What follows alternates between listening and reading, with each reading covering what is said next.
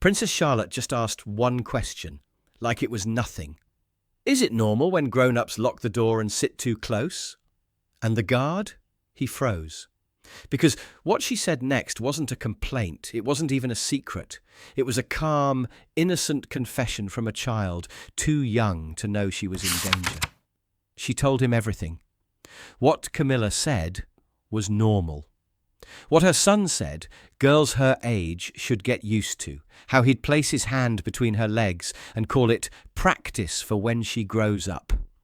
All of it, behind doors, behind curtains, behind silence, and when the guard finally understood, he didn't raise his weapon, he didn't yell, he just went pale, because this time the danger didn't come from outside the palace, it came from inside.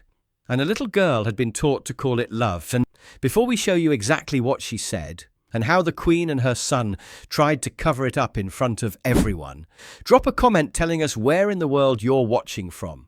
Tap like, smash that subscribe, and make sure the bell is lit. Because what happened next didn't just break protocol, it broke the silence. And once it did, the entire palace came crashing down.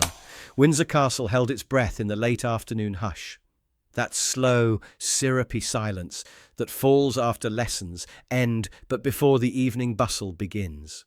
The inner education wing, with its limestone corridors and oil-slicked brass lanterns, basked in the warmth of filtered winter light. Only 2 guards were posted along the north quadrangle, one at the east colonnade, and the other, Sergeant Alaric Wynford, stationed beside the stone bench beneath the ivy archway. A low-attention assignment, light traffic, no expected visitors. Wynford had been with the Coldstream Guards for 17 years. Quiet, composed, eyes like levelled steel. He'd served under 3 regiments, rotated through 2 conflicts, and spent the last 9 months reassigned to Windsor as part of the inner residential perimeter team. Most days passed in dignified silence. Today felt no different, until she appeared. Princess Charlotte stepped lightly from the tutoring wing, the door clicking shut behind her. Her navy satchel bounced gently against her hip, and a thin braid trailed from behind her left ear like a ribbon had been forgotten mid-styling. She wasn't flanked by aides. No footmen, no ceremonial escort. Just a 10-year-old girl walking softly on patent shoes, humming to herself, off-key, but content. Wynford shifted to attention as she approached, but didn't call greeting. He knew her rhythm. Sometimes she waved, sometimes she didn't. Protocol discouraged engagement unless initiated, so he waited. Charlotte paused beside him, not formally, not like she had something to say, more like she simply stopped. Her gaze drifted toward the ivy-wrapped arch, and then, without looking up, she asked, "Is it normal when grown-ups want to sit really close behind doors they lock?" Wynford blinked. She hadn't whispered it. She hadn't hesitated. She asked it the way children ask about clouds, or school rules, or why people sneeze with their eyes closed. He turned his head slightly, not sudden, just enough to meet her eye level without bending. Charlotte didn't flinch. She wasn't scared. Her expression was curious, open, like someone still forming the shape of a thought. "Because Mummy said it's private talk," she continued, tilting her head toward him. "But Thomas always locks the door. He says it helps him think clearer." Wynford's spine tensed. Not visibly, but in the microscopic way trained men shift when their instincts outpace their rational mind. Charlotte kept talking, still no emotion, still no fear. "Sometimes he puts a chair near the door so no one can come in," she said, adjusting her satchel. "But Granny Camilla says that's how adults make special decisions. She said if I'm good, I'll learn how to listen properly, even if I don't understand the words." Wynford didn't move. His hand remained still on the rifle strap. His expression didn't shift. But inside, something cold slid down his chest and settled behind his ribs. Charlotte wasn't breaking down. She wasn't trembling. She was telling the truth, without knowing it was dangerous. And with every calm, innocent sentence, Alaric Wynford went pale. Sergeant Alaric Wynford didn't speak right away. His training warned him that reacting too quickly, too visibly, could frighten a child into silence. And Charlotte, in that moment, wasn't frightened. She was simply talking, like she was recounting a memory from art class, or a story her tutor had told her. So he softened his stance by a degree, lowering just enough to make himself less of a towering silhouette in red and black. Not touching her, not crowding her, just shifting eye level so she didn't have to tilt her chin as far. "Mom," he said gently, "can I ask, what happens during these private talks?" Charlotte brightened a little at being asked. Finally, someone willing to listen. "It's nothing exciting," she said with a shrug, swinging her satchel a little. "He just sits very close, sometimes right next to me, sometimes behind me." Wynford kept his gaze steady. "Behind you?" She nodded. "He says it helps me focus, but the chair creaks a lot because he leans in, and he always locks the door so nobody interrupts." A slow, icy breath slipped through Wynford's nose.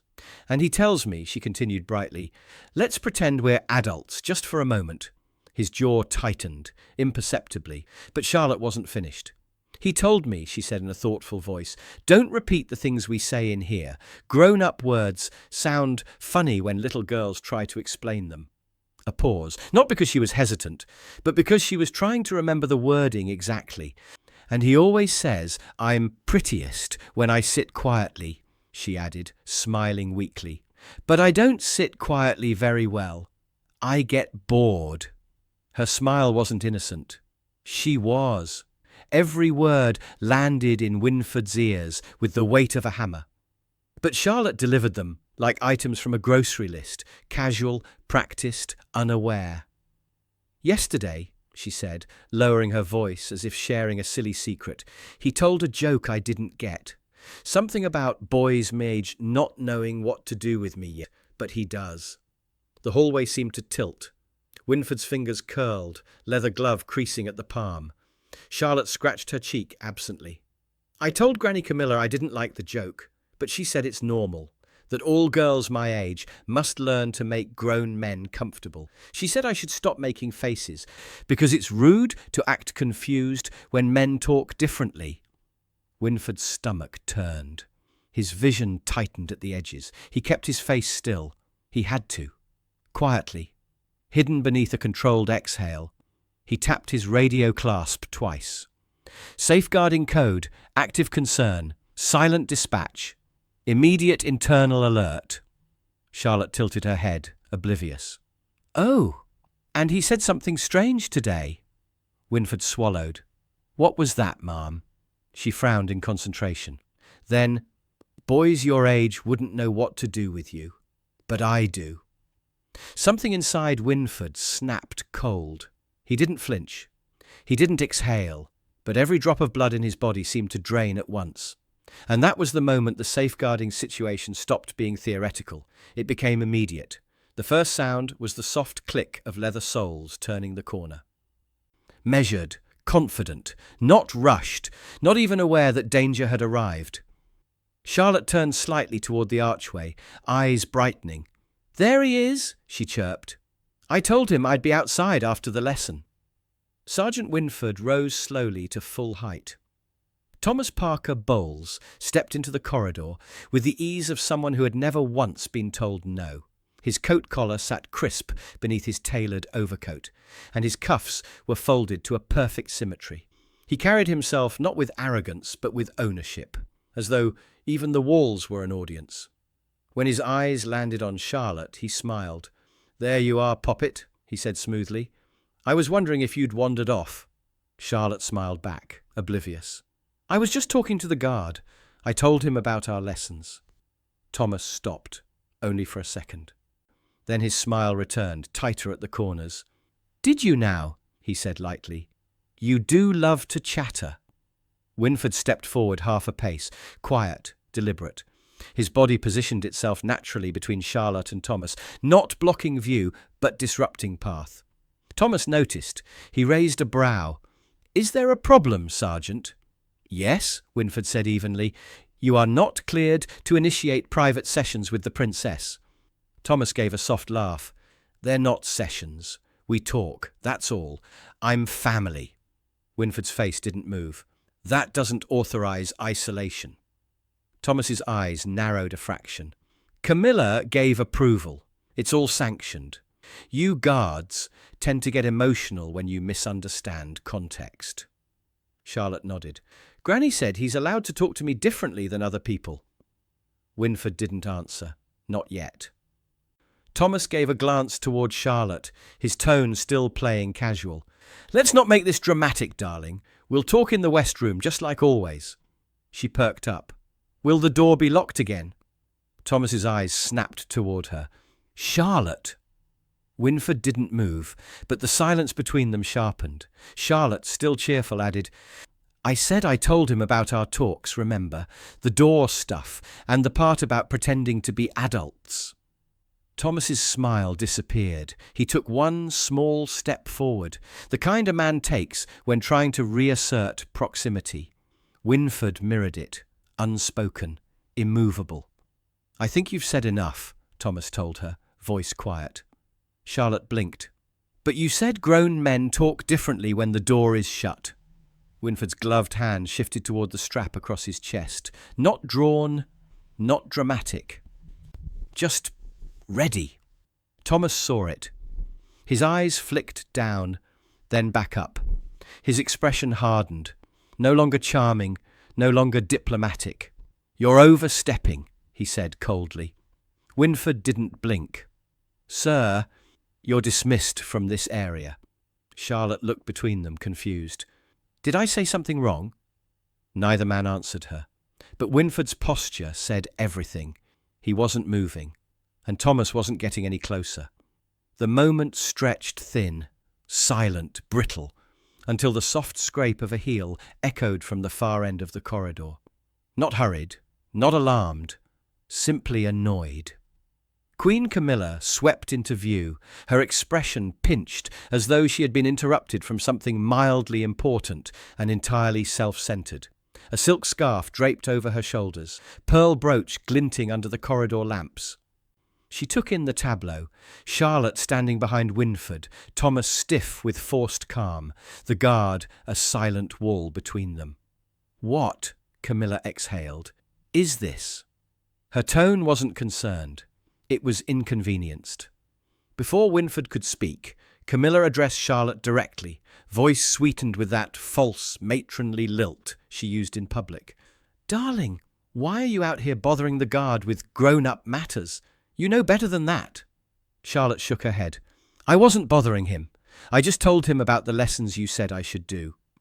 Camilla's smile froze for half a heartbeat. Lessons? Wynford watched her eyes. A flash of calculation flickered behind them. Not panic, just quick accounting of what the child might have said. Then the smile returned. Oh, those! Camilla waved a dismissive hand. We discussed this, pet. Private conversations are part of becoming a proper young lady. How else will you learn to manage men when you grow up? You need practice. Wynford stepped forward, voice cool and clipped. Ma'am, those instructions violate safeguarding protocol. Camilla didn't even look at him. You guards take everything far too seriously. She moved closer to Charlotte, guiding her chin with two gloved fingers. She isn't hurt. She's learning, and Thomas has been very patient with her. Thomas swallowed hard. Charlotte nodded obediently, repeating phrases she clearly didn't understand. Granny said it's okay if I get confused, because girls my age must learn to make grown men comfortable. Wynford felt something inside him jolt. Camilla shot the guard a sharp glare. See, perfectly normal. But Charlotte wasn't finished. She was thinking, remembering.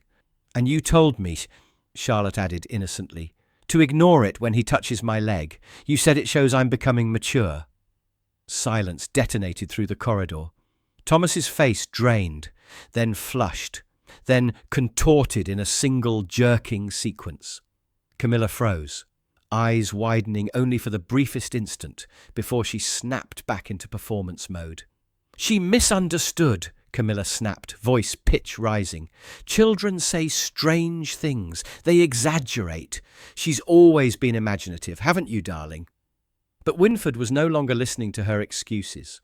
because Charlotte had spoken with such calm, such guileless truth that there was no misunderstanding. Her voice didn't tremble. Her tone didn't shift. She wasn't revealing a secret she feared. She was repeating instruction she believed was correct. Camilla hadn't just ignored what happened behind closed doors. She had taught the child how to accept it. Wynford's face went white. A controlled, lethal quiet settled over him. And for the first time, Thomas looked genuinely afraid. Sergeant Alaric Wynford stepped forward fully now, moving not with aggression, but with the precision of a man who no longer saw himself as ceremonial. Charlotte didn't seem to notice the shift. She looked between the adults, still waiting for someone to explain what she'd said wrong. Her fingers fidgeted with the strap of her satchel. Her shoes scuffed softly on the stone floor. Still no fear. Still no clue. Camilla reached toward her again. Too fast. Too rehearsed. A smoothing of the shoulder. A motherly tuck of hair behind the ear. But Wynford intercepted the movement. One gloved hand raised in a flat, still gesture. Do not touch her. Camilla blinked. Excuse me? Wynford's voice didn't rise. Until this situation is reviewed by safeguarding, you are not permitted physical contact. She's my granddaughter, Camilla snapped. Wynford didn't move. You are not her guardian. Thomas huffed behind her, stepping forward. All right. Enough of this dramatic posturing. You're a guard, not a judge. Step aside. Wynford's body turned. A single pivot, centering himself between Thomas and the princess. His boots grounded against the flagstone. The rifle strap creaked as it adjusted across his chest, but the weapon remained secured, not drawn, not needed, not yet. Thomas sneered. This is absurd. She doesn't even understand what she's saying. You're taking a child's babbling and building a case against family? Charlotte looked up suddenly. I'm not babbling. Her voice was small, clear. She told me not to talk about it. She said grown men get upset when girls repeat things. Wynford didn't blink. Thomas turned on her, jaw twitching. That's not what she meant, and you know it. He reached toward her wrist, fast, instinctive, but not fast enough. Wynford's arm extended sharply. Not a strike, but a block, a trained intercept. His forearm caught Thomas's motion mid-path and shoved it offline, forcing him one step back without ever laying full hands on him. Thomas stumbled slightly, eyes flaring. Don't you dare touch me. Sir, Wynford said coldly, attempting physical retrieval of a minor in distress after being instructed to disengage qualifies as a breach under Safeguarding Act subsection 12. Camilla stepped forward again. You're a footman in uniform. You don't get to recite legalities to a royal. Wynford turned just his head. His next words cut the air in two. Safeguarding overrides hierarchy. He looked back to Charlotte, who had now gone quiet, not scared, just confused. Her small hand rested against her chest. You told me to stand still when adults are upset, she whispered. Was that wrong too? The words landed heavier than any scream could. Thomas's lips parted. His eyes searched the hallway as if still hoping for someone, anyone, to side with him. No one did. Wynford's hand shifted toward his rifle again. Not drawn, not raised, but unmistakably present. Do not touch the princess again, he said. And this time, no one moved. For a moment the corridor stood in a rigid, suspended stillness, a tableau carved in stone. Only Charlotte shifted, adjusting the strap of her satchel with the gentle patience of a child who believed adults simply argued sometimes, like weather changes or traffic jams. She still didn't know what storm she'd walked into, but Thomas understood.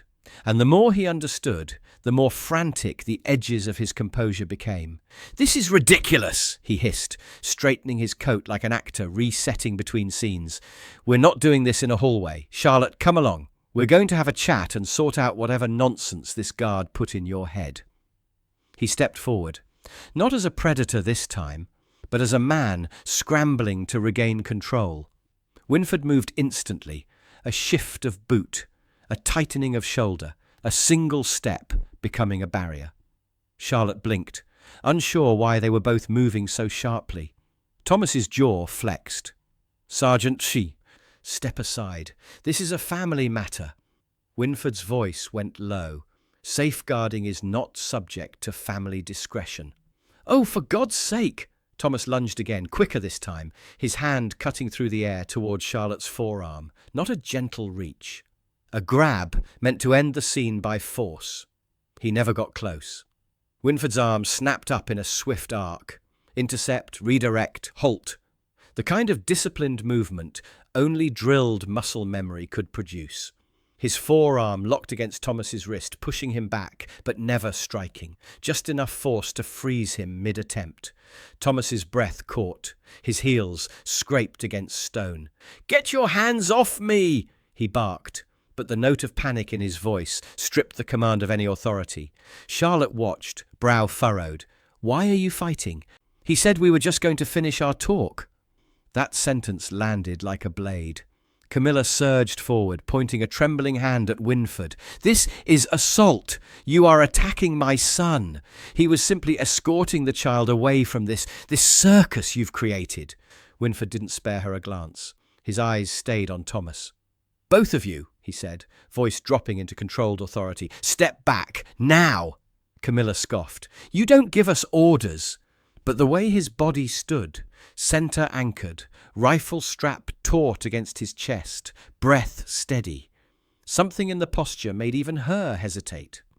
Thomas tried a weaker push forward, more symbolic than real. Wynford's palm met his chest, flat, firm, final. "No further contact," he said. In that exact moment, the soft static crackle of radios hummed from deeper within the castle, and footsteps, multiple sets, began rushing up the corridor. His silent safeguarding alert had been received. Camilla's head snapped toward the sound. Thomas's face drained. Security was coming. Charlotte turned slightly toward the noise, curious. "Why are there so many guards?"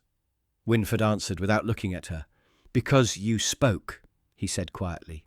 Behind him, Thomas cursed under his breath. And then the first officer rounded the corner at a run. The corridor filled quickly, not with chaos but with precision. 3 internal security officers arrived first, followed by 2 palace stewards who hovered at the edges, wide-eyed and unsure whether to intervene or vanish. But the moment the officers registered Wynford's stance, Charlotte's placement behind him, and Thomas's wild-eyed tension, they slowed their advance and shifted into safeguarding posture. Wynford didn't move. Charlotte didn't flinch. Thomas took one step back. Camilla snapped at the officers. "Do something! He's manhandling my son!" But none of them approached her. Their radios crackled again. A single word travelling down the line. "Mother." And then, rapid footsteps, faster than any previous arrival, echoed from the far archway. Catherine. Not gliding, not posed, running, one hand gripping the side of her skirt, the other braced against the wall as she turned sharply into the corridor. Her breath was high in her throat, hair slightly dishevelled, eyes scanning with the precision of a hawk. She saw Charlotte first, small, quiet, standing behind a guard as if it were the most natural place in the world. Relief flickered across Catherine's face, then vanished the instant her gaze swept to Thomas, to Camilla, to the way Wynford's arm was still half raised in a defensive angle. "What happened?" she demanded, but not to Camilla, and not to Thomas. Her eyes were locked on Charlotte, reading her body, her breathing, her posture. Charlotte lifted a hand in a shy wave. "Mummy, we were talking." Catherine's pulse visibly stilled. She crouched immediately, cupping her daughter's cheek, brushing a stray braid behind her ear. "Talking about what, sweetheart?" Her voice was low, careful. "Oh," Charlotte said, as if unaware she'd said anything unusual. "About the lessons Granny said I have to do behind closed doors with Thomas. I told the guard about them, too." Catherine froze, not like she had been shocked, like she had been stabbed. Her fingers paused mid-motion against her daughter's cheek. Her breathing shallowed. Her shoulders tightened as though some terrible understanding slid into place. "Charlotte," she whispered. What lessons? The ones where Thomas sits close and locks the door, Charlotte said, completely guileless. He says we pretend to be adults, and he told me not to repeat things because little girls confuse people. Wynford saw Catherine's pupils constrict. A mother's body recognizing danger even before her mind could assemble the words. Catherine slowly rose, eyes locking onto Wynford. Did she tell you this before they arrived? Wynford's voice was steady. Yes, ma'am. It was the calmest thing anyone had said in the entire corridor.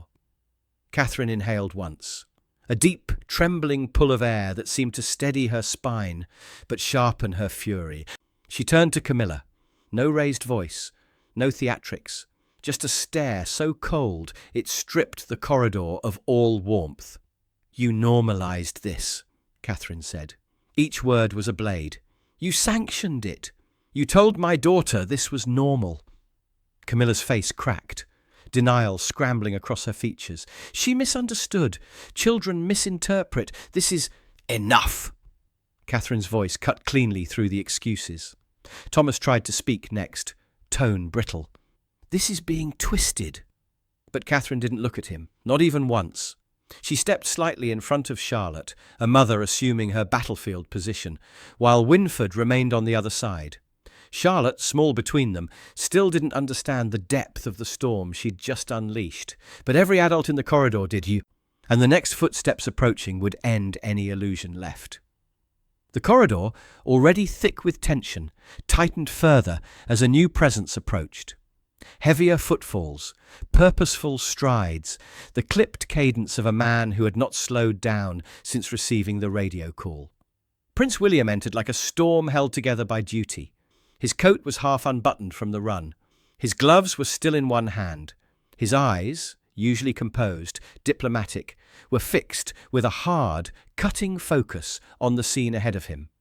He did not look at Camilla. He did not look at Thomas. He looked at Charlotte. She was standing between her mother and a guard, untouched but not unscarred. A child positioned behind protection she shouldn't have needed. William swallowed once, sharply. Sergeant Wynford, he said, voice low. Report. Wynford's words were crisp, controlled. But beneath them was the echo of a man still pale from what he'd heard. Safeguarding breach confirmed, sir. Minor disclosed repeated private isolation with Thomas Parker Bowles. Involvement facilitated by Queen Camilla. Child provided statements indicating grooming behaviours, normalized through adult instruction. William's jaw flexed. A tightening so sharp it carved a new line into his face. He turned to Charlotte, softening only by a fraction. Sweetheart, he said gently, can you tell me what you told the guard? Charlotte nodded, relieved to finally be understood. They said it's normal for grown men to close doors with little girls. Granny said I need to learn how to make men comfortable. Catherine inhaled sharply, but stayed silent, holding her daughter's hand so tightly their knuckles almost matched. William closed his eyes for half a breath. Then he exhaled. Slow. Lethal. When he opened them again, they were colder than anything the corridor had felt. He faced Thomas first. Thomas Parker Bowles, you will be detained immediately pending a full safeguarding investigation. You will not approach, speak to, or attempt contact with Princess Charlotte again. Thomas blanched. This is insane. She's confused. She doesn't know what she's saying. William stepped forward once and the air changed. She is a child, he said, and she should never have been put in a position to explain this at all. Security officers moved in on Thomas, hands steady, movements controlled. Then William turned to Camilla. His voice didn't rise, it didn't need to. Queen Camilla, you are hereby placed on temporary isolation order pending review. You will make no further contact with Charlotte. You will provide no statements, and until the investigation concludes, you will not be permitted within any educational, residential, or private wings of the estate. Camilla recoiled as though slapped. You have no right. I have duty, William said. The right comes with it. She took a step toward him, out of reflex, not courage, and William lifted his hand in a quiet, decisive halt. You told a child to accept inappropriate behavior, he said, every word enunciated like law. You taught her silence. You will answer for that. Camilla's face twisted. Fury, disbelief, humiliation, all warping into one fracturing mask. No, she whispered. No, this is being twisted. But William had already turned away. He placed a hand, gentle, trembling, on Charlotte's back. Come, sweetheart. Catherine stepped to her daughter's other side, and Charlotte, still innocent to the magnitude of what she had revealed, walked with them quietly. Behind her, 2 officers secured Thomas.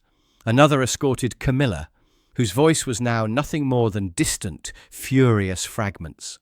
And Sergeant Wynford remained where he was, a silent pillar that had not moved since the moment a little girl asked him a question no child should ever need to ask. The corridor emptied slowly, but not of sound, of tension. It felt as though the walls themselves were exhaling after holding their breath for too long. Officers escorted Thomas down one passage, his voice reduced to muffled protests swallowed by stone. Another team led Camilla away in the opposite direction. Her outrage echoed once, then faded into something hollow and distant.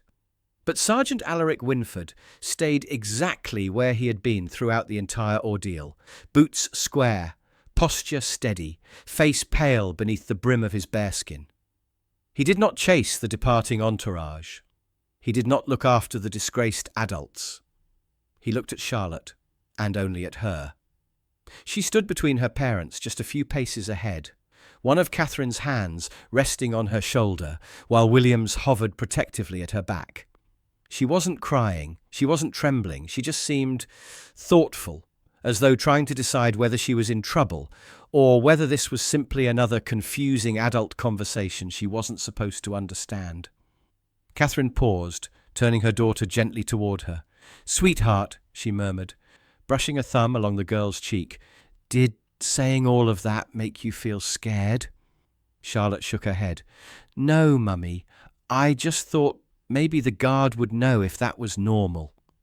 The words were soft, harmless, devastating. Across from them, Wynford's breath tightened, not sharply, not visibly, but in the controlled way a man experiences something he has no training for. He'd seen conflict, seen danger, seen panic and tragedy and grief, but never this. A child revealing unspeakable harm, with innocence instead of fear. Catherine's expression broke for a fraction of a second, before she steadied it, wrapping her arms around her daughter. "Oh, darling," she whispered, "you did nothing wrong. You said everything right." Charlotte nodded, though she still didn't fully understand. As they prepared to leave, Charlotte turned, just slightly, to look back at the man in red. Wynford met her eyes. He didn't speak. He didn't smile, but something softened in his expression. A rare, quiet warmth breaking through the rigid discipline of his training. "Did I say something bad?" she asked softly. Before Wynford could answer, Catherine squeezed her hand. "No, sweetheart," she said. "You finally told the truth to someone who listened." Charlotte's gaze drifted back to the guard. "Thank you for listening," she said. She meant it. He felt it. Wynford dipped his head once, in a gesture so small most would have missed it. But Charlotte saw it, and for the first time since stepping out of that tutoring room, she seemed at ease. William guided her gently toward the private wing, Catherine keeping close beside her. Their figures receded down the corridor, swallowed by the warm lamplight. And when they disappeared around the arch, Sergeant Alaric Wynford returned to his post. Not because protocol demanded it, but because protection, real protection, does not end when the danger walks away. It continues in silence, in vigilance, in the pale-faced resolve of a man who now knows exactly what he's guarding against. What would you have done in Sergeant Wynford's place? Do you think Charlotte understood the danger she was in before she spoke? And should a guard override royal hierarchy when a child's safety is at risk? Drop your thoughts in the comments. I read every one. Tap like, hit subscribe, and turn on that bell icon so you never miss a new Royal Guard story. And share this video with someone who believes protection should never depend on rank. Your next videos should be appearing on screen right about now. Pick one, and I'll see you tomorrow at the same time with a brand new story.